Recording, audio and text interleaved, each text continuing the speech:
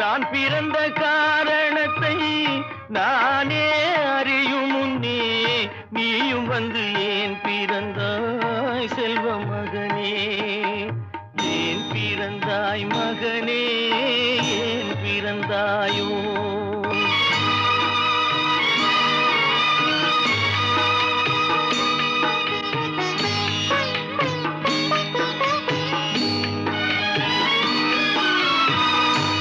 கால்கள் விளங்காத கணவன் குடிசையிலும் காதல் மனம் விளங்க வந்தாள் அன்னையடா.